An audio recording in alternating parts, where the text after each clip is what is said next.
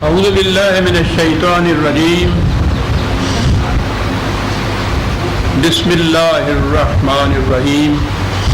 عزیزان من، آج اگست 1983 کی 26 تاریخ ہے اور درس قرآن کریم کا آغاز سورہ التغابن کی آیت 7 سے ہو رہا ہے، 6/4/7۔ قرآن کریم کے ان درسوں سے یا ویسے ہی قرآن کو سمجھنے کے بعد یہ حقیقت تو آپ کے سامنے آ گئی ہوگی کہ ساری قرآن کی تعلیم، اس کے تذکرات، اس کا ماصل حق اور باطل کی کشمکش، تعمیری اور تخریبی قوتوں کا ٹکراؤ ہے۔ وہی جسے اقبال سرار بولہبی کی چراغ مصطفی سے ستیزہ کاری سے تعبیر کرتا ہے۔ تعلیم کا ملخص ہی یہ ہے قرآن کا، اس کے انداز، اس کے اسالیب، اس کی تمثیلات، اس کے استعارات یہ مختلف ہوتے چلے جائیں گے، لیکن اصل نقطہ اس کا یہی ٹکراؤ ہے، تصادم ہے، تزاحم ہے۔ مذہب کی دنیا میں تو چونکہ یہ تصادم یا ٹکراؤ سوال ہی پیدا نہیں ہوتا، وہاں تو زیادہ سے زیادہ ہوتا ہے، یا وہ بھی ہوتا تھا تو مناظرے ہوتے تھے، یہ سوال نہیں پیدا ہوتا تھا۔ تو قرآن میں جہاں یہ چیزیں آئی ہیں، تصادمات یا اس کے بعد ان کے نتائج، تو ان کے لیے آسان تھا کہ اسے وہ آخرت پر اٹھا رکھے۔ تو جہاں جہاں بھی یہ چیز آئی انہوں نے اس کے معنی، اس کے مفہوم ہی آخرت لے لیا۔ تو اس دنیا کے اندر کچھ اس قسم کا تصادم نہیں، ٹکراؤ نہیں۔ حق کے علمبرداروں کے لیے کچھ نہیں کرنا، اپنے طور پر نماز، روزہ، حج، زکوٰۃ ادا کی اور سمجھ لیا کہ دین کا مقصد پورا ہو گیا ہے۔ تو اس لیے جہاں ایسے مقام آتے ہیں قرآن کے، وہ بڑے غور طلب ہوتے ہیں کہ عام ہمارے ہاں کے تراجم، تفاسیر ان کو قیامت پر اٹھا رکھتی ہیں، بات صاف نہیں ہوتی اس سے، تو پھر یہ ہے کہ قیامت اور اس سے متعلقات ذہن انسانی سے ماورا کی باتیں ہیں، بس ان کو پڑھ کر آگے بڑھ جانا چاہیے۔ تو وہ نہ تو وہ ہم سمجھ سکتے ہیں، نہ ہمارے لیے ان کے اندر کسی قسم کی کوئی آیا عبرت ہے، سبق ہے، تعلیم ہے، ہمارے لیے کچھ نہیں ہے یہ چیز۔ میں نے جیسا کہ عرض کیا ہے، آخرت کے وہ نتائج، آخرت کی زندگی، وہ تو ایمان ہے ہمارا، اس کے بغیر ایک شخص مسلمان ہی نہیں ہو سکتا۔ لیکن یہ نہیں ہے کہ قرآن میں جہاں یہ چیزیں آئی ہیں ان کا تعلق صرف آخرت سے ہے۔ سب سے پہلے تو اس دنیا میں یہ جو ٹکراؤ ہے حق اور باطل کا، وہ سب سے پہلے اس کو لیتا ہے، یہی تعلیم ہمیں دیتا ہے، اسی کے لیے جماعت مومنین کو وہ تیار کرتا ہے۔ یہی ہے دین، یہی ہے اس کے فرائض۔ اس کی روشنی میں یہ مقام سمجھنے چاہیے جہاں قرآن ان کو بیان کرتا ہے۔ چھٹی سورت تک ہمارے ہاں یہ جو زیر نظر آئے تھے، وہ یہی چیز تھی کہ رسول اللہ صلی اللہ علیہ وسلم یہ دعوت پیش کرتے تھے اور وہ اس سے انکار کرتے تھے۔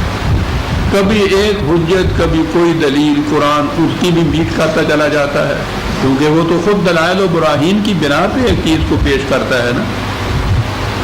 اس کی آخری منزل ہوتی ہے جہاں پھر وہ ٹکراؤ ہوتا ہے، وہ بھی یہ ٹکراؤ نہیں کرتا جب وہ ان چیزوں سے باز نہیں آتے مخالفت سے، تو وہ ٹکراؤ کے لیے تیار ہو جاتے ہیں، اتر آتے ہیں میدان تک میں۔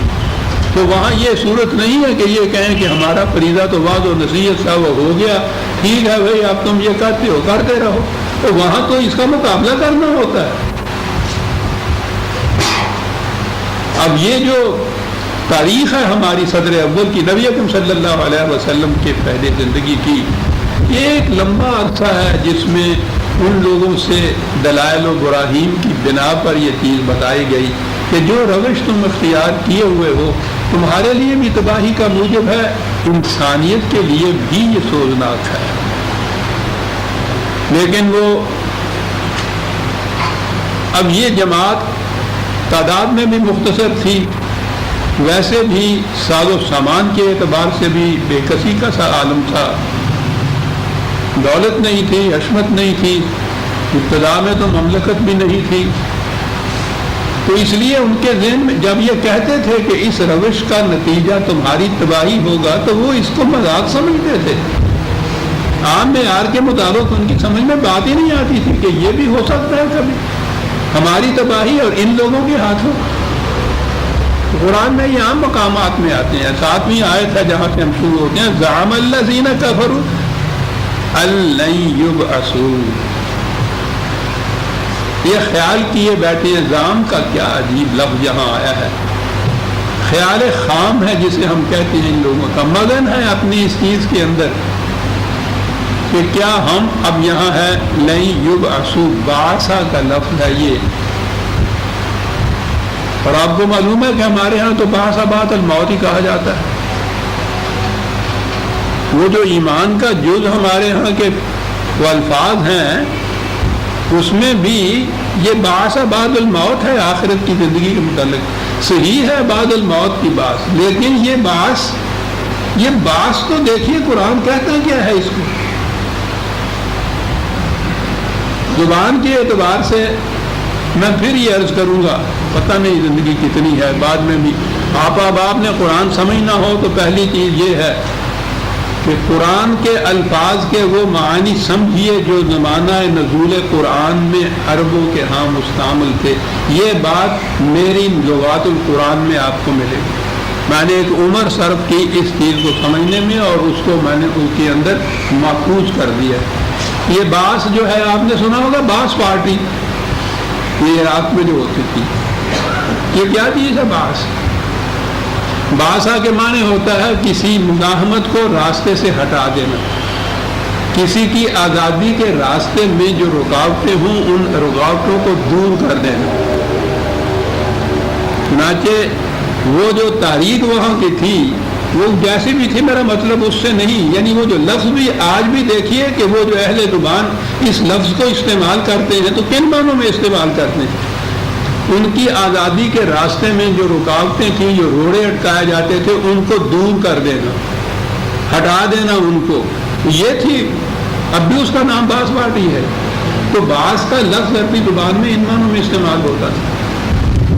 کہتے ہیں کہ یہ مخالفین اس زعم باطل میں مبتلا ہیں. یہ کہتے ہیں کہ کیا ہم راستے سے ہٹا دیے جائیں گے؟ اتنی بات صاف ہو گئی.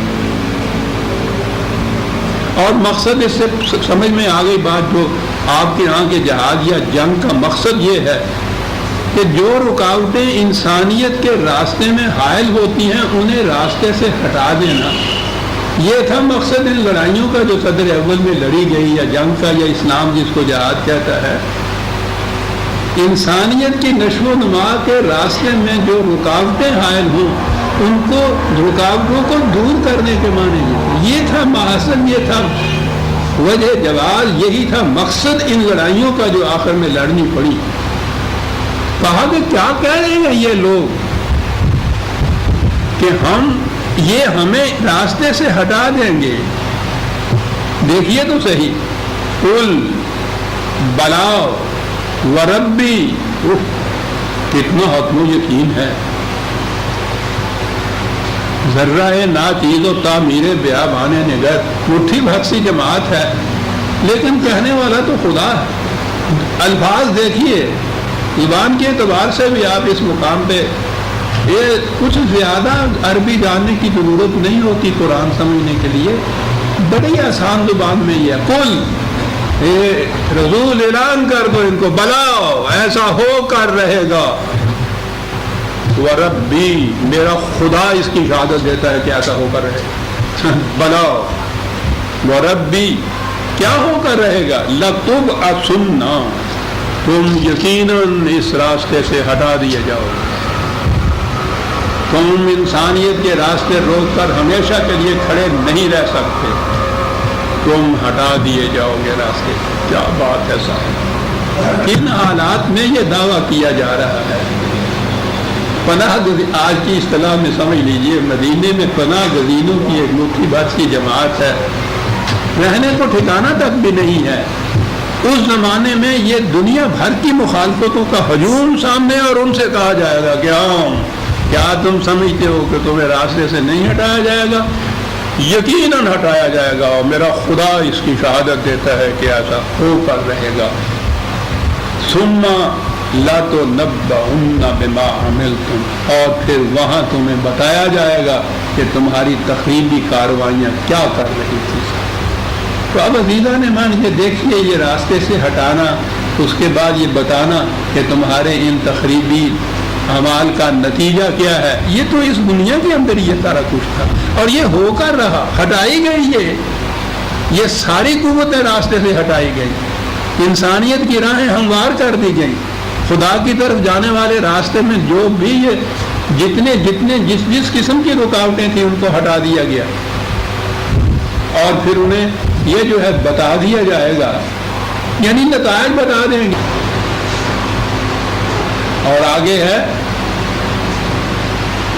تو اس جماعت کو سامنے اپنے رکھ کے یہ کہتے ہو کہ یہ تو بڑا دشوار گزار مرحلہ ہے، ناممکن العمل، ایسا کہ ذالک علی اللہ یسیر، خدا کے نظام، اس کے قانون کے نزدیک یہ بڑی آسان بات ہے، کچھ مشکل نہیں ہے، اس لیے کہ حق تو خود اپنے اندر اتنی قوت رکھتا ہے، بس کوئی لے کے اس کو اٹھے صحیح۔ اور پھر آپ دیکھیے کہ جس طرح سے وہ کہتے ہیں یہ جھاڑو پھیر کے رکھ دیتا ہے، اللہ یسیر۔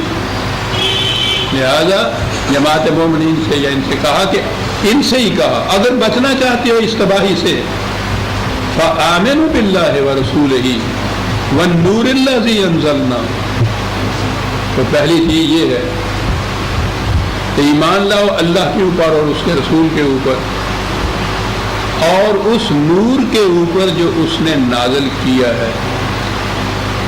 قرآن مجید میں خود قرآن کے لیے نور کا لفظ آیا ہے، اس سے جامع تر لفظ کیا ہو سکتا ہے؟ یخرجکم من الظلمات الی النور، ویسے بھی کہا گیا ہے کہ مقصد اس کا یہ ہے کہ نوع انسانی کو تاریکیوں سے نکال کر روشنی میں لے آئے، بڑی جامع چیز۔ خود قرآن روشنی ہے، نور ہے، اور نور کے ساتھ تشبیہ دینے میں تو بڑی بڑی چیزیں اس کے اندر آ جاتی ہیں۔ نور جو خود روشن ہوتا ہے وہ اس کا محتاج نہیں ہوتا کہ اس کو دکھانے کے لیے کوئی خارج سے روشنی آنی چاہیے، یہ بتانے کے لیے کہ یہ سورج ہے کسی چراغ کی ضرورت نہیں ہوتی۔ آفتاب آمد دلیل آفتاب، ہر روشن چیز اپنے وجود کے لیے خود ایک ثبوت اور دلیل ہوتی ہے، اور پھر وہ دوسروں کو روشنی عطا کرتا ہے، رہنمائی دیتا ہے، تاریکیوں سے نکال کے روشنی کی طرف لے آتا ہے۔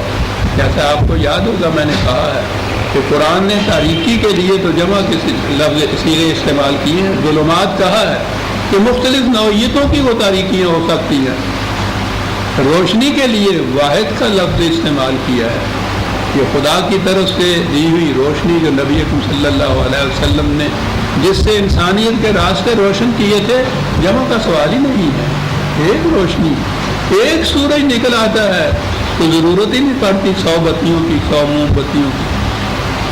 والنور الذی انزلنا واللہ بما تعملون خبیر، اور یہ چیز خدا کے قانون مکافات کی نگاہوں میں ہے کہ تم کیا کرتے ہو، تمہارے مخالفین کیا کرتے ہیں۔ اور دیکھیے یوم یجمعکم لیوم الجمع، جس دن تمہیں اکٹھا کیا جائے گا، آمنے سامنے آؤ گے تم ایک میدان کے اندر۔ اب یہاں بھی میں نے کہا ہے کہ ہمارے ہاں مذہب کے راستے اس میں اس کو بھی قیامت کا اجتماع کہا جاتا ہے کہ وہاں جب تم آؤ گے تو دیکھیے تو صحیح کہ کاہے کے لیے وہ کہتا کہ آؤ گے۔ ذالک یوم التغابن، یہ لفظ ہے تغابن، جس سے یہ سورت کا نام بھی سورہ تغابن رکھا گیا ہے۔ تغابن بات صاف کر دی ہے اس نے۔ تغابن، غبن کا لفظ تو آپ نے سنا ہوگا، ہماری زبان میں بھی استعمال ہوتا ہے، لیکن وہ ذرا سے الگ مفہوم میں ہوتا ہے، یا اس کا ایک گوشہ ہوتا ہے ہمارے ہاں تو غبن کرتے ہیں نا کہ وہ غبن کر گیا، اس کا مال سارے کا سارا مال ہی غبن کر گیا، جس کو کہتے ہیں کہ ختم ہی کر دیا. اس کے معنی ہوتا ہے کم کر دینا، کمی کے معنوں میں ہوتا ہے یہ لفظ استعمال. تغابن جو ہے وہ یہ کہ اس میں کتنی کمی رہ گئی ہے. وہ جو یہ جو تصادم ہوگا یوم الجمع، جب یہ لشکر آمنے سامنے آئیں گے، اکٹھے ہوں گے، تو اس وقت یہ ٹیسٹ ہو جائے گا. ابھی تو اپنے نظام میں وہ سمجھے بیٹھے ہیں کہ ہم اتنے بڑے طاقتور ہیں. بہرحال کنڈی میدان میں جاتے ہو تو یہی سمجھ کے مقابلہ کر لیں گے. تو میدان جنگ ہے ایسا مقام جہاں پتہ چل سکتا ہے کہ کس میں کتنی کمی رہ گئی ہے. انسانی دنیا کے معاملات میں رہو تو پھر ایک دوسرے کی کمی کر دینا معاملے کے اندر یہ جرم ہوگا. لیکن یہاں جو آیا ہے کہ جب یہ یوم الجمع جو ہے، جب یہ لشکر آمنے سامنے ہوں گے، اکٹھے ہوں گے، تو وہاں ٹیسٹ یہ ہوگا کہ کس میں کتنی کمی رہ گئی تھی. کیا بات ہے صاحب قرآن. اگر اس قسم کا ٹیسٹ نہ ہو تو پتہ ہی نہیں چل سکتا انسان کو کہ میرے اندر کمی کتنی ہے، قوت کتنی ہے، اور مقابلے کے وقت ایک کمی ہوگی یا زیادہ ہوگا. یہ کمی یا زیادتی جو ہے آپ جانتے ہیں اس کو کہتے ہیں ریلیٹیو ٹرمز. یعنی کوئی ایک پیمانہ ہونا چاہیے نا. 100 اگر آپ پیمانہ رکھیں گے تو 90 کہیں گے کہ 10 کم ہے، 110 کہیں گے تو کہیں گے 10 زیادہ ہیں. کس سے 10 کم ہیں؟ 100 سے 10 کم ہے، 100 سے 10 زیادہ ہے. اس کو کہتے ہیں اضافی یا ریلیٹیو ٹرم جو ہے. یہ چیز جو تغابن کا لفظ قرآن لایا ہے وہ یہ چیز ہے کہ یہ ریلیٹیو چیز ہے. تمہیں مقابل کے فری کے مقابل کے سے تقابل جب ہوگا، تصادم ہوگا، تو معلوم ہو جائے گا کہ تم میں اس کے مقابلے میں کچھ کمی ہے یا ان میں تمہارے مقابلے میں کچھ کمی رہ گئی.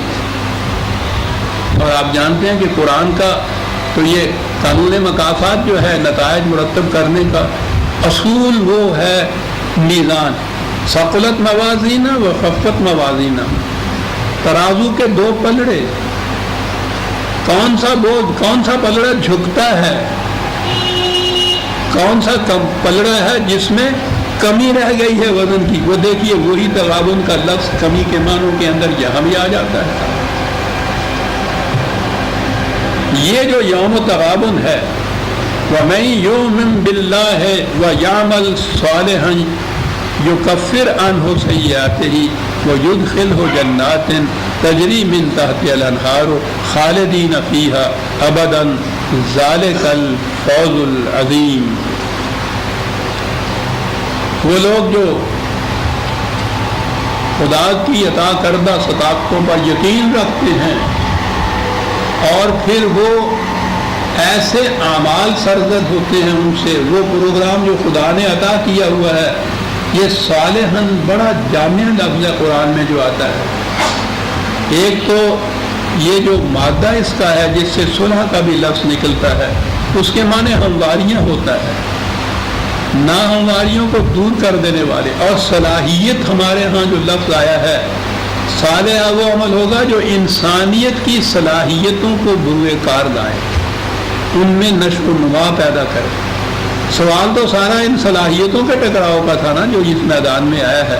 وہاں دیکھا جائے گا تو جو جماعت خدا کے قوانین کی صداقتوں پر یقین رکھے گی اور انہوں نے وہ کام کیے ہوں گے جن سے ان کی صلاحیتیں برومند ہو گئی ہوں گی، تو اگر ان میں کوئی کمی رہ گئی ہوگی، وہی پلڑا جو جھکتا اور اٹھتا ہوا ہے، تو یہ جو ان کی صلاحیتوں کی زیادتی ہے، یہ جو ادھر سے انہوں نے یہ اپنے یہاں وزن یا قوتیں اکٹھی کی ہیں، ان کا نتیجہ یہ ہوگا کہ وہ جو کہیں کوئی لفظ سے پاک کی تھوڑی بہت کمی رہ گئی ہے تو وہ کمی جو ہے اس کا نقصان مٹ جائے گا.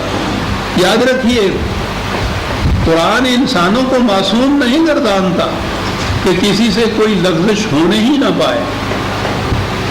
لغزش تو ہو جاتی ہے لیکن اس کے بعد اس لغزش کی وجہ سے جو کمی آ جاتی ہے، نقصان ہو جاتا ہے، اس کی تلافی کا راستہ بھی اس نے بتا دیا ہے. اور تلافی کا راستہ یہ ہے کہ اگر حسنات جو ہے وہ سیئات کے نقصان کا ازالہ کر دیتی. طریقہ یہ ہے کہ کہیں کوئی کام ایسا ہوا ہے جس سے کمی واقع ہو گئی ہے تمہاری صلاحیتوں میں، تو اس قسم کے کام کرو کہ جن سے وہ کمی بھی پوری ہو جائے اور پھر آگے بھی تم بڑھ جاؤ. تو بیماری کے بعد کنویلیسنٹ کی سٹیج جو ہوتی ہے، بیماری کی وجہ سے جو کمزوری آ جاتی ہے، اس میں آپ دیکھیے گا کہ پھر وہ طاقتور غذائیں بھی، طاقتور دوائیاں بھی.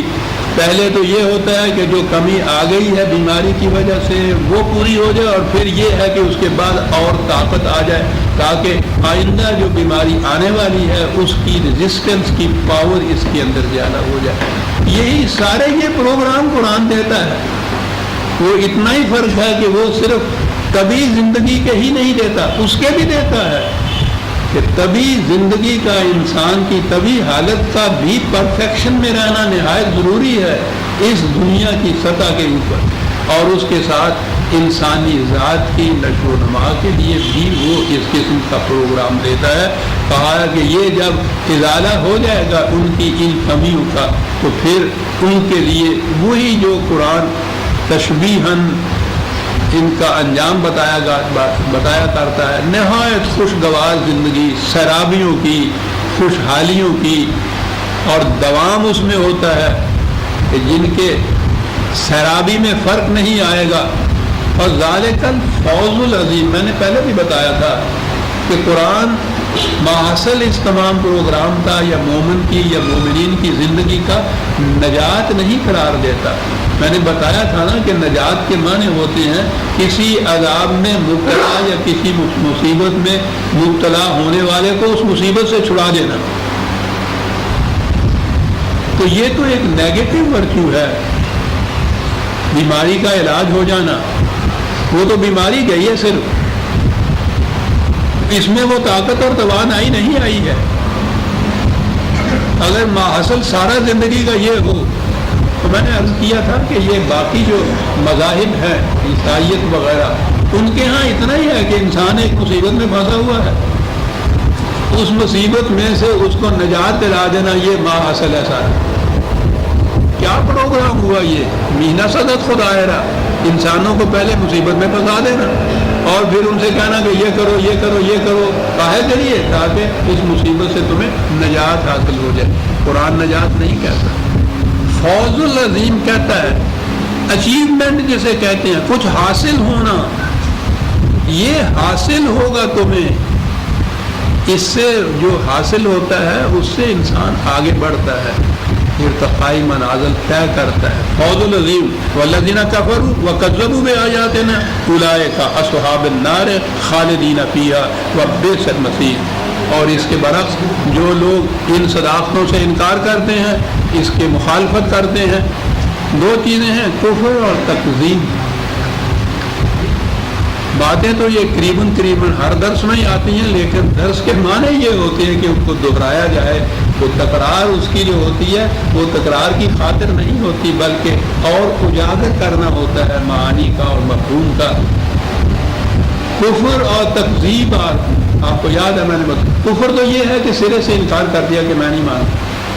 تکذیب ہوتا ہے زبان سے تو اقرار کرنا اس چیز کا، لیکن عملاً اس سے انکار کر دینا، یہ تکذیب کہلاتا ہے.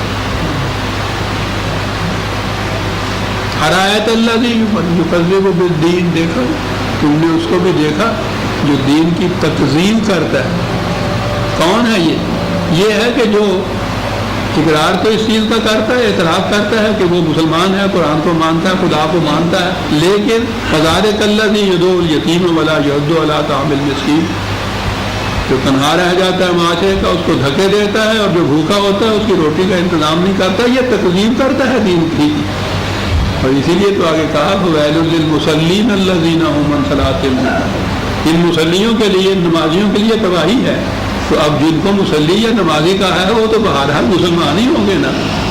تو یہ مسلمان ہونے کے باوجود یہ دین کی تکذیب کرتا ہے، کفر نہیں ہے. یہ تکذیب یہ ہے کہ جو کچھ اس سے کہا گیا تھا اور جس کا یہ اقرار زبانی کرتا ہے کہ یہ ہاں سب چیزیں میرا ان کا ایمان ہے، عملاً وہ کر کے نہیں دکھاتا، ان کے خلاف جاتا ہے. تو تکذیب کے یہ معنی.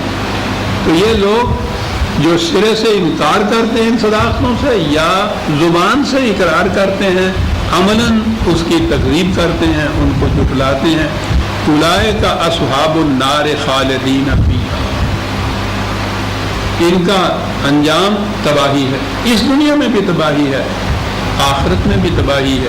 وبئس المصیر، وہ آخری مقام پناہ کا جسے آپ کہتے ہیں، نہایت برا مقام ہے ان کے لیے. ما اصاب من مصیبت الا باذن اللہ. اب یہاں پھر ایک لفظ آ گیا. عام ترجمہ آپ کہیں گے کہ کوئی مصیبت نہیں آتی انسان کے اوپر سوائے اللہ کی اجازت کے. اللہ اجازت دیتا ہے مصیبت کو تو وہ آتی ہے، تو وہ تو اللہ کی اجازت سے جو آ گئی ہے، پھر یہ کیا کر سکتا ہے اس کے لیے؟ اگر یہ اس کا کوئی مدافعت کرتا ہے، علاج کرتا ہے، یہ تو جنگ ہو گئی خدا کے ساتھ. اس نے تو کہا ہے مصیبت پہ جاؤ اس کی طرف، اور یہ اس کو روک رہا ہے، کوئی دھکا دے رہا ہے. آ بھی گئی ہے تو اس کا پھر کوئی علاج کر رہا ہے، اور سارے قرآن میں ان کا علاج بتایا ہوا ہے. آپ نے دیکھا یہ کہاں چلی جاتی ہے بات؟ ایک لفظ کے غلط تصور سے.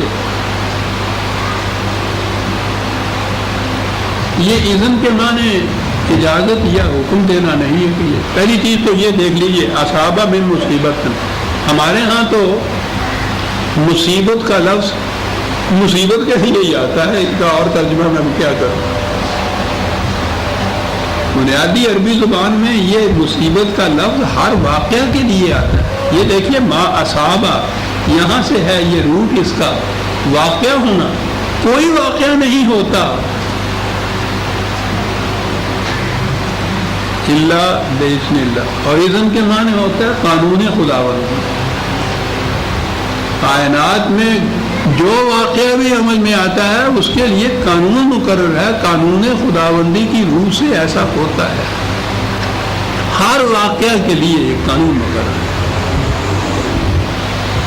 اگر وہ بنیادی طور پہ آپ دیکھیں، اس کو غور سے سنیے گا، یہ مسئلہ تقدیر کو حل کرے گا. بنیادی طور پہ تو یہ کہا جا سکتا ہے کہ خدا نے ایسا کیا. آگ، اس میں انگلی ڈالو تو وہ جلا دے گی، یا آگ کا یہ فریضہ کہ وہ پانی رکھو چولہے پہ تو بوائل ہونا شروع ہو جاتا ہے. ہمارے سامنے تو یہ کاز اینڈ ایفیکٹ کا مسئلہ ہو گیا. آگ کاز، سبب، پانی کا کھول جانا، اس کا ایفیکٹ. یہ قانون خداوندی ہے. لیکن یہ چیز کہ خدا نے آگ کو بنایا اس طرح سے کہ وہ حرارت دے ہمیشہ، اگر اس اوریجن کے اوپر جائیں گے تو پھر تو خدا نے آگ کو یہ حکم دیا تھا کہ تم نے حرارت وہاں پہنچانی. وہاں ہے یہ چیز. اسی لیے یہ جو امر کا عالم امر ہے، جہاں یہ چیزیں خدا طے کرتا ہے کہ آگ سے کہتا ہے کہ تو نے حرارت وہاں پہنچانی ہے، پانی سے کہتا ہے تو نے پیاس بجھانی ہے. یہ چیزیں جو ہے اس کے لیے ہے یحکم ما یرید. وہاں صرف خدا کی مرضی اختیار چلتا ہے. یہ بات نہیں کہ پہلے کوئی کاز موجود تھا تو پھر آگ نے حرارت وہاں پہنچائی، وہاں یہ بات نہیں ہے. لیکن جب وہ چیز عالم خلق میں آ جاتی ہے، ہماری دنیا میں آتی ہے، تو پھر وہ قانون کو اپنے ساتھ لیے ہوئے آتی ہے. پھر یہ ہر شے یہاں علت اور معلول، سبب اور مسبب، جو جسے آپ کہتے ہیں cause and effect, cause and effect کی دائرے کے اندر ہر شے آ جاتی ہے. یہاں کوئی واقعہ بھی ایسا نہیں ہوتا کہ جو جس کے لیے کاز نہ ہو اور وہ ایفیکٹ موجود ہو. کتنی بڑی چیز ہے وہ قرآن نے تو متعدد مقامات پہ یہ بتایا ہے یہ چیز کہ ہر واقعہ کا ایک کاز ہوتا ہے، اس کی وجہ سے یہ ایسا ہوتا ہے. اب اگلی بات ہے جس میں واقعی نگاہوں میں نورانیت پیدا کر دیتے ہیں ایسے مقام. وَمَن يُؤْمِن بِاللَّهِ يَهْدِ قَلْبَهُ، جو اس چیز پہ یقین رکھتا ہے، یہ علم حاصل کرتا ہے، تو اس سے اس کی فراست کو ایک روشنی مل جاتی ہے جو معلوم کر لیتا ہے کاز سے کہ اس کا ایفیکٹ کیا ہوگا.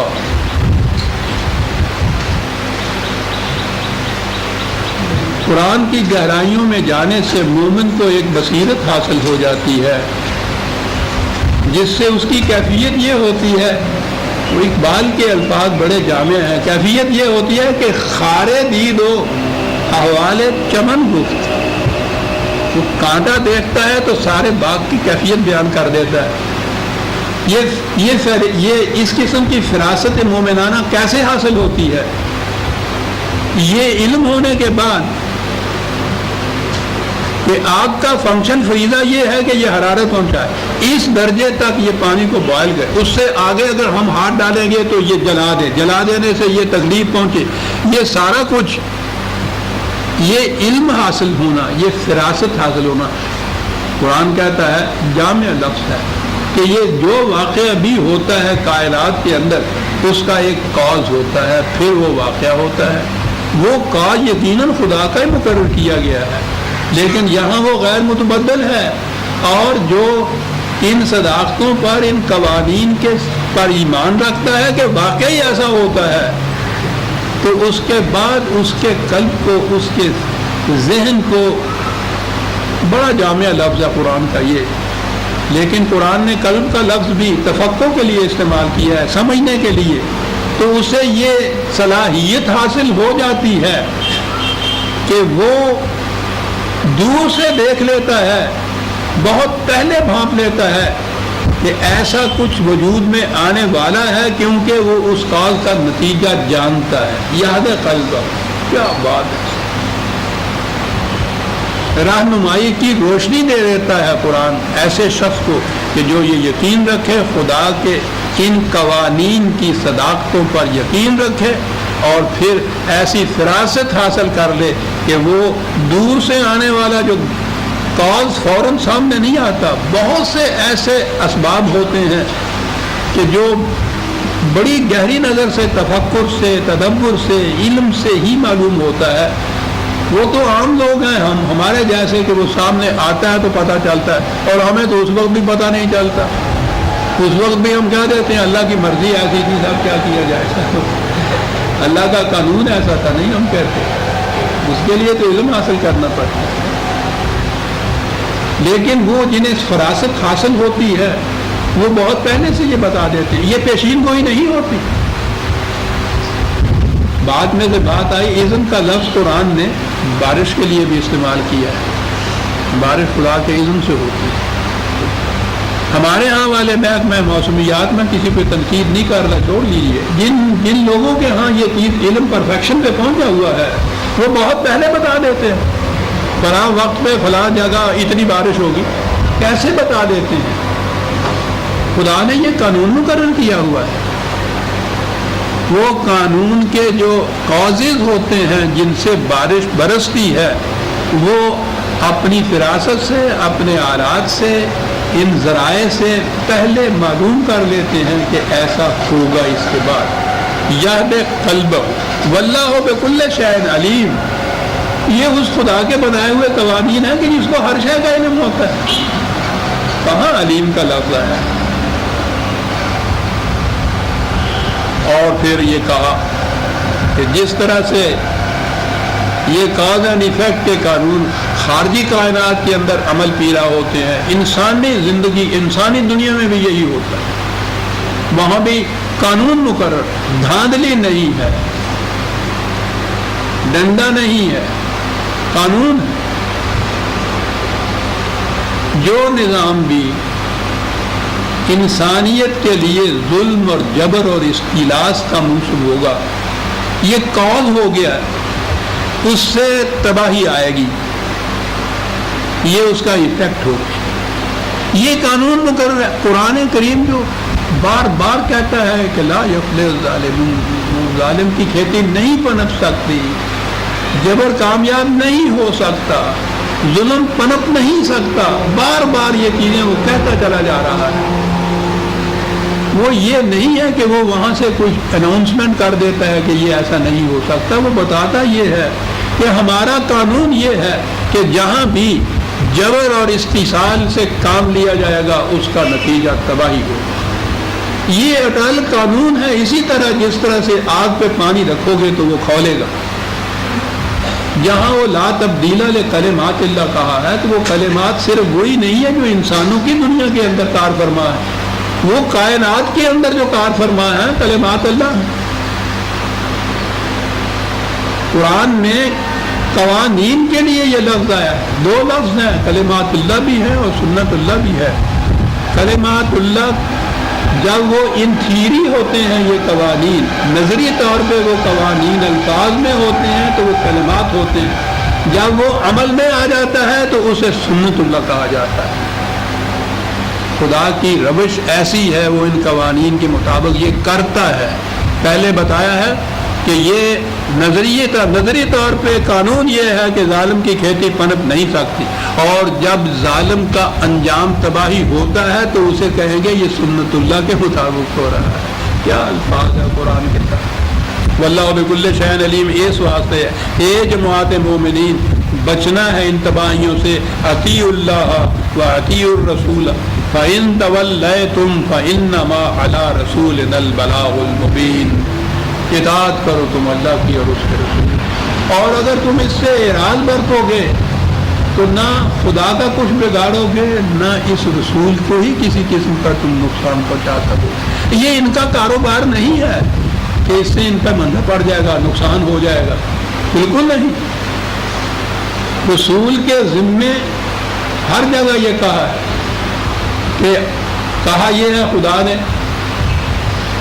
کہ ہم نے دونوں راستے انسانوں کے سامنے واضح کر دیے، غلط بھی اور صحیح بھی۔ انسان کو اختیار دیا کہ ان میں سے کون سا راستہ جی چاہے اختیار کر لے۔ رسول کے ذریعے سے یہ چیز واضح کی، یہ جو راستے واضح کرنے ہیں وحی کے ذریعے۔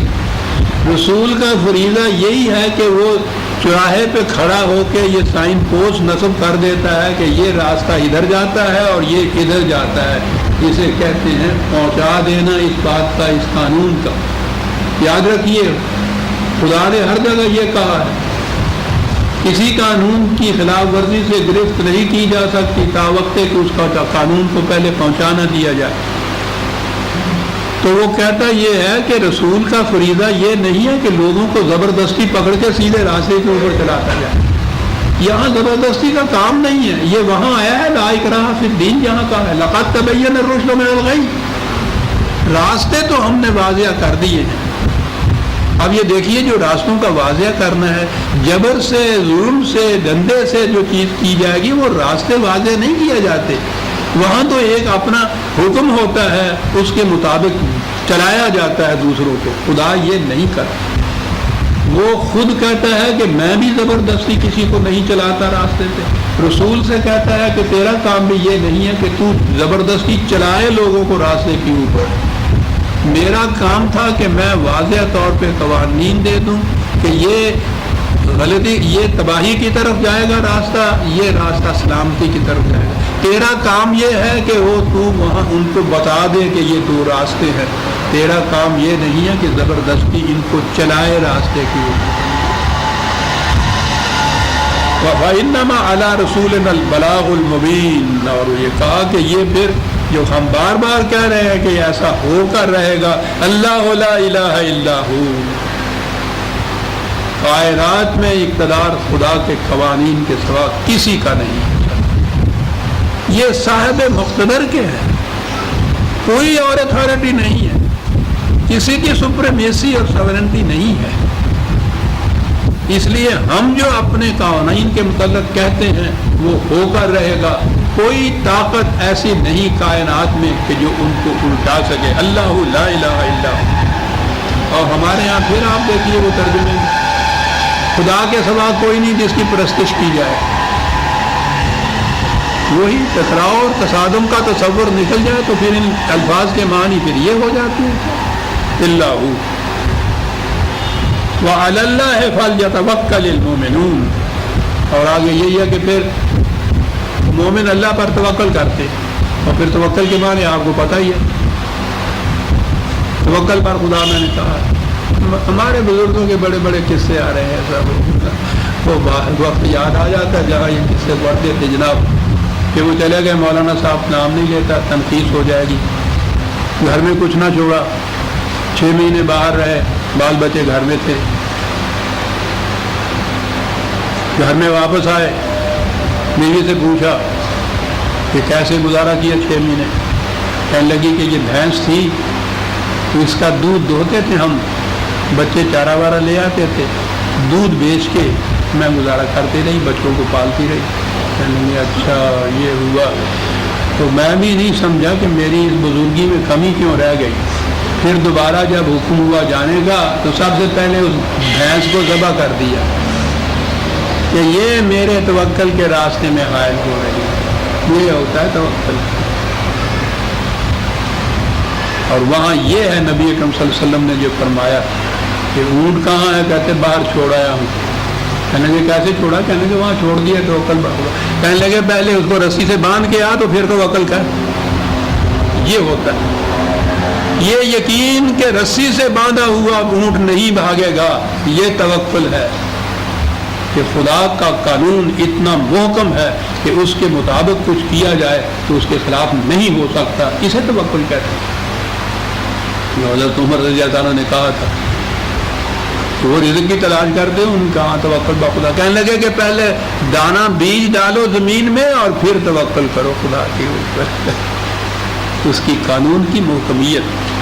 فَلْيَتَوَكَّلِ الْمُؤْمِنِينَ، اور اس کے راستے میں بڑا صبر آزما راستہ ہے، حق کے راستے میں اٹھ کے کھڑے ہونا ہے، یہ شہادت گئے الفت میں قدم رکھنا ہے۔ کہا سب سے پہلے اس راستے میں تمہارے بیوی بچے حائل ہوں گے، اگر وہ تمہارے ہاں ہم آہنگ نہیں ہے تمہارے مقصد سے۔ آپ کو معلوم ہے نا کہ اس مقصد کے لیے یہ جو باطل کے خلاف نبرد آزمائی تھی، اس مقصد کے لیے جو پہلا قدم تھا مالی ایثار اور قربانی کا، اس میں یہ کہا تھا نا کہ یسألونک ماذا ينفقون قل العفو، پوچھتے ہیں کہ کتنا دے دے دوسروں کے لیے، کہہ دو کہ جتنا تمہاری اپنی ضرورت سے زائد ہے سب کا سب۔ اب اگر بیوی بچے ہم آہنگ نہیں اس سے تو وہ تو پہلے دن چلا اٹھے تھے کہ کیا کر رہے ہو تم، کل کو مصیبت پڑ گئی ہمارے اوپر، کون اس کے لیے بھگتے گا؟ تم تو چلے جاؤ گے، یا تم تو چپکے سے بیٹھ جاؤ گے کہ میں نے اللہ کے لیے یہ کچھ کر دیا، جو کیا کرو۔ کہا قرآن نے اسی لیے کہا تھا کہ بیوی کے انتخاب کے لیے پہلے یہ دیکھو کہ وہ آئیڈیالوجی میں متفق ہے تم سے یا نہیں۔ میں نے یہ جو ترجمہ کر دیا ہے نا، وہ ہے قرآن نے، مشرک وہ ہے جو تمہارے ساتھ آئیڈیالوجی میں اشتراک نہ کر رہا ہو، وہ کچھ اور ساتھ ملا رہا ہو۔ تو آپ کو پتہ ہے نا کہ مشرکہ سے شادی نہیں کر سکتے، نہ مشرک مرد مشرک عورت سے، نہ مشرک عورت مومن مرد سے۔ تو وہ اختلاف ہے بنیادی نظریہ زندگی کا، نظریہ زندگی کے مطابق ہو میاں بیوی تو پھر تو اللہ کہتا ہے کہ ہم تمہیں جنت کی طرف دعوت دیتے ہیں، وہ گھر جنت ہو جاتا ہے۔ اور یہاں جہاں یہ اختلاف ہو، 1000 قسم کی آسائشیں بھی میسر وہاں ہوں، وہاں اس گھر میں وہ آگ ہوتی ہے جسے خدا کہتا ہے کہ دلوں کو لپیٹ لیا کرتی ہے۔ اس لیے وارن کیا کہ اگر گھر میں یہ کیفیت نہیں ہے تو سب سے بڑی رکاوٹ اس راستے میں تمہارے بیوی بچے ہوں گے۔ یا ایھا الذین آمنوا ان من ازواجکم و اولادکم عدو لکم فاحذروہم، سارے نہیں، تمام بیوی بچے نہیں۔ قرآن نے تو دوسری جگہ کہا ہے کہ دعا یہ ہے مومن کی کہ یا اللہ ان کو میری آنکھوں کی ٹھنڈک بنا۔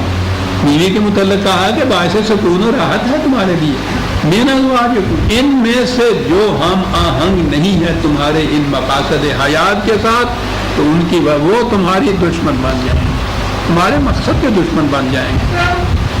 کہا اس کے لیے کرنے کی بات یہ ہے، یاد رکھو وَإِن تَعْفُوا، آگے بڑھ جاؤ، ان تنگ نائیوں سے۔ یہ جو ان کی تنگ نظری ہے جو کہتے ہیں کہ اپنے ہی بال بچوں کے لیے سب کچھ کرنا چاہیے، ہمیں کیا دوسروں کی پڑی ہوئی ہے، وہ اپنا آپ کریں، وہ ہم ان کے لیے کوئی ذمہ دار ہے ان کے؟ ہم کہا تاخو کے معنی بڑا اہم ہے، یہاں بنیادی معنی اس کے معنی ہوتے ہیں آگے بڑھ جاؤ، ان تنگ نہ ہو، گزر جا بن کے سیل تند رو بیاباں سے، گلستہ راہ میں آئے تو جوئے نغمہ خام ہو جائے، یہ ہے تاخو، آگے بڑھ جاؤ ان سے۔ یہ بڑی تمنائیں ہیں تمہارے لیے یہ پیدا کر رہے ہیں. یا تصفحوا، ہمواریاں پیدا کر دو. میں نے عرض کیا تھا نا کہ معاشرہ کیا ہوتا ہے. ہمارے اور ہمسائے کے گھر کے اندر جو دیوار کھڑی ہوتی ہے اس سے یہ دو گھر ہوتے ہیں. اگر یہ گھروں کی دیواریں درمیان میں نہ ہوں تو معاشرہ ہوتا ہے. ہم صبح جو نکل جاتے ہیں باہر تو یہی افراد ہوتے ہیں گھروں کے اندر جن کا الگ الگ گھر ہوتا ہے. یہی ہوتے ہیں جن کو معاشرہ کہا جاتا ہے. کہاں یہ تنگ ناؤں سے نکل جاؤ، آگے بڑھ جاؤ. یہ جو راستے میں دیواریں کھڑی ہیں نا تمہارے، دیواروں کو ہٹا دو اور اس کے بعد تمہارا خاندان معاشرہ بن جائے گا. معاشرہ عالمگیر انسانیت بن جائے گی. وَتَغْفِرُوا، اس طرح سے حفاظت کا سامان طلب کرو، اپنوں کے لیے بھی دوسروں کے لیے بھی. فَإِنَّ اللَّهَ غَفُورٌ رَحِيمٌ، خدا کا قانون حفاظت بھی دیتا ہے، سامان نشو و نما بھی دیتا ہے. انما اموالکم و اولادکم فتنۃ، کیا لفظ ہے یہاں. کہا یہ نہ سمجھ لینا کہ ہم نے جو کہا ہے اولاد اور مال اور یہ بیوی بچے یہ تمہارے لیے دشمن ہے تو ان کو ذبح کر کے نکل جاؤ کتاب، یہ تو ہے ہی. کہا نگر نہیں، یہ وہ کٹھالی ہے. سنار کے ہاں وہ آگ کی کٹھالی ہوتی ہے، اس میں وہ ڈالتے ہیں ایک چیز کو جسے وہ سونا کہہ کے دیتی ہے. وہ کٹھالی کیا کرتی ہے؟ وہ کٹھالی پگھلاتی ہے اور اس میں وہ الگ کر دیتی ہے خالص سونا اتنا ہے اور اس میں کھوٹ اتنا ہے. پورے کا پورا خالص ہے تو پھر یقین ہو جاتا ہے، کھوٹ ہی کھوٹ ہے تو وہ بھسم کر دیتی ہے. کٹھالی ایک آگ جو ہے، بجائے خیش وہ یہ بات نہیں کہ اس کو اٹھا کے باہر پھینک دے، اس سے تو ایک کام لیا جائے گا یہ دیکھنے کا کہ کھوٹ کتنا ہے اور خلوص کتنا ہے. تمہارے خلوص ماپنے کا جو ذریعہ یا کٹھالی ہے یہ بال بچے. واہ واہ، اپنے آپ کو اس کٹھالی میں ڈال کے پھر دیکھ لو کہ کتنا خلوص ہے تمہارے یہاں اور کتنا کھوٹ ہے، یہ بتا دیں گے. اور بات بھی یہی ہے عزیزہ نے، مرتا وہیں آ کے ہے آدمی. باہر اگر اکیلا ہو پھر تو وہ سب کچھ جھیل لیتا ہے. ان کی خاطر بہت کچھ کرتا ہے.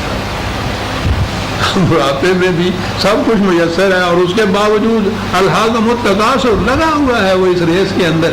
تو بابا تمہیں اب ضرورت کیا بھائی، یہ چھوٹے بچے ہوئے ہیں ان کے لیے بھی تو کچھ کر کے مجھے جانا چاہیے نا. تو اپنے لیے تو وہ 2 روٹی ہی کافی تھیں اور چند سال باقی تھے، اور ان کے لیے تو پھر لا انتہا ہوتا ہے.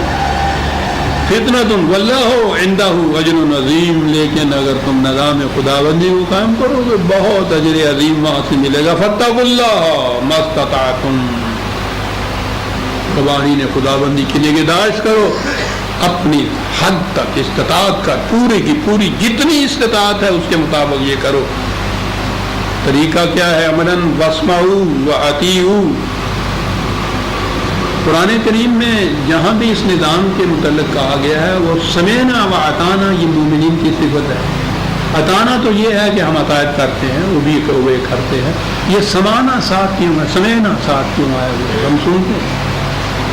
قرآن جو نظام قائم کرتا ہے اس میں صرف کتابوں کی روح سے ہی اوبیڈینس یا اطاعت نہیں ہوتی، اس میں زندہ اتھارٹی کی ضرورت ہوتی ہے جو ہر موقع کے اوپر قرآن سے استنباط کر کے دیکھتا ہے کہ اب کیا کرنا چاہیے، وہ اناؤنس کرتا ہے، یہ سنتے ہیں، اس کے مطابق اطاعت کرتے ہیں. سمعنا ضروری ہے اس اطاعت کے لیے جو نظام کی روح سے اطاعت کی جائے.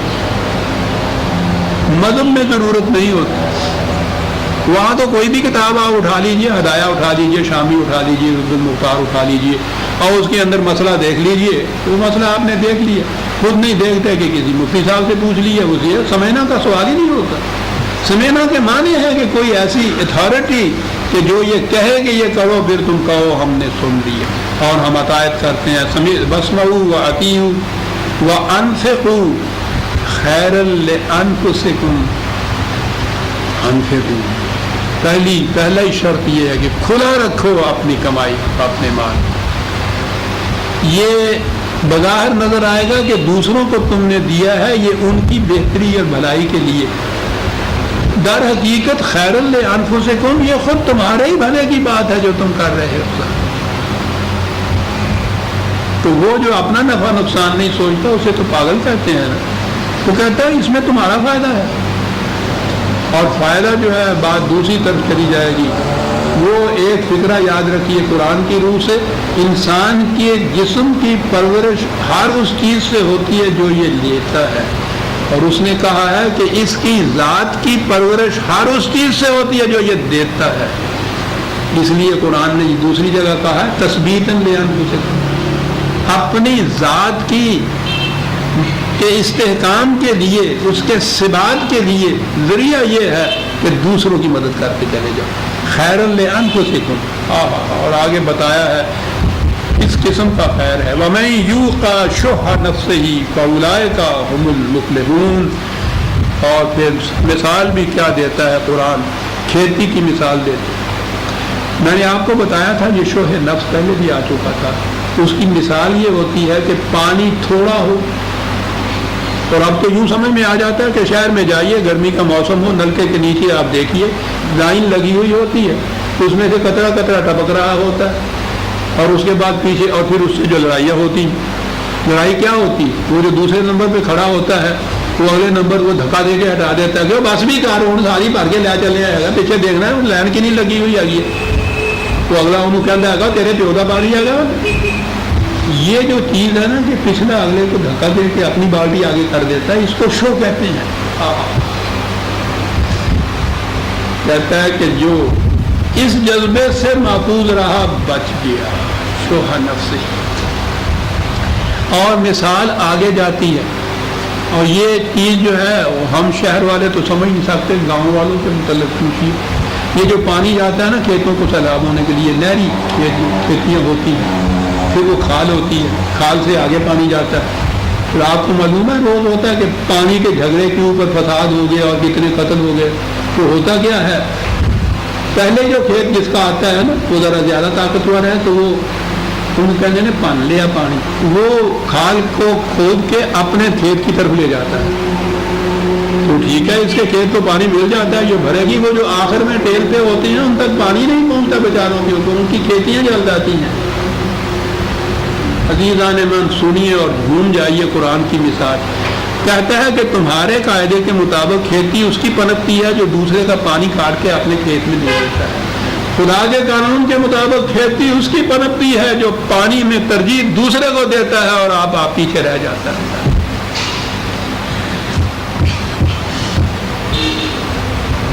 جس کا اس قانون پہ ایمان ہے کہا اس کی کھیتی پنپنے ہم ذمہ دار ہیں، ہم اس کی کھیتی کو پروان چڑھائیں گے۔ اولئک هم المفلحون ان تقرضوا الله قرضا حسنا یضاعفہ لکم ویغفر لکم۔ یہ جو دے رہے ہو یہ نہیں ہے تم کسی کو عام خیرات دے رہے ہو، یہ دے رہے ہو، قرض دے رہے ہو تم جو ہے۔ آپ کو یاد ہے کہ قرض کے بھی معنی عربی زبان میں کیا ہوتے ہیں، کیا عجیب چیز ہے۔ یہ جگالی کرنے والے جانور آپ نے دیکھا ہوگا کہ وہ منہ مارتے چلے جاتے ہیں، کھاتے چلے جاتے ہیں، کھاتے چلے جاتے ہیں، سمجھ میں نہیں آتا کہ یہ کھاتے چلے جاتے ہیں، ایسے پیٹ میں چلا جاتا ہے، کیا بنے گا؟ وہ پہلے بھر لیتے ہیں پیٹ کو، اور پھر وہ جو کھایا ہوا ہوتا ہے وہ ان کے کسی کام نہیں آتا، اسٹور کے اندر وہ جمع ہو جاتا ہے صرف، اور اس کے بعد وہ بیٹھ جاتے ہیں آرام سے، اور روم سے اندر سے نکالتے ہیں، پھر وہ بیٹھ کے چباتے ہیں اس کو، وہ جو چبایا ہوا ہوتا ہے وہ جزو بدن بنتا ہے۔